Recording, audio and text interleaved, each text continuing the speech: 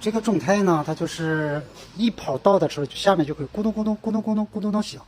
啊，这种响它一般都什么情况呢？我跟大家说啊，90%啊都是和它有关。大家看到没？就是它响，啥响呢？就是它响。这个你要是不拆下来啊，你还看不出来。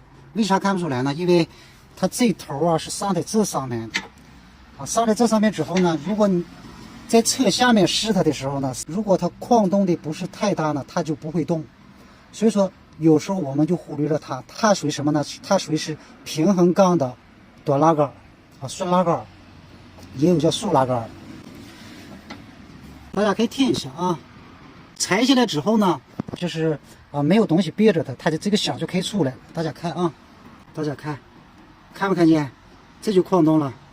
所以说搞车上面啊，好像是晃动不是太大。大家可不可以听到这个声音？大家可以听见啊，这个声音还是相当大的。因为我们正常如果有一头你不拆下来的话，在车上试呢，有时候试不出来。为啥试不出来呢？因为它安装在上面之后呢，我们看这个口它是不一样的，它会别在上面啊，它会使一个劲儿啊。由于有这个劲儿呢别着，所以说我们有时候用螺丝刀或者工具呢，其他工具呢在测试的时候呢，这个响呢你测试不出来，这个间隙油动间隙你测试不出来。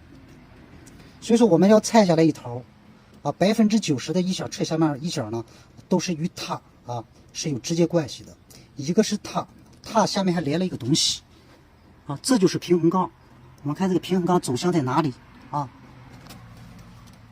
在这里，这就是平衡杠这边连的是这个小顺拉杆，大家看见没？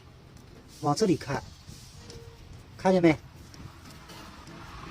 就是这个是个胶套。大家记住了，如果我们的车下面出现了咕咚咕咚的异响，99%就是这个套损坏了或者磨损了。只有平衡杠能产生这个咕咚咕咚的异响，但是平衡杠本身是没有问题的。如果是咯噔咯噔的嘎噔嘎噔的这种响，那我们就要检查它了。就这个平衡杠上面这个短拉杆90%是这个短拉杆的异响。所以说在车下面如果出现了咕咚咕咚的异响，或者是嘎噔嘎噔的异响或者是咯吱咯吱的异响，90%都是与这个平衡杠是有直接关系的。我们首先检查平衡杠周边这个视频呢大家收藏一下对大家呢以后不管是什么车只要有平衡杠都有可能会出现这个异响。这个视频呢我建议大家收藏一下的，因为有时候我们在找这个车辆异响的时候能给我们提供一个借鉴这是我车辆维修就是30多年吧总结出的一个车下面异响的一个经验。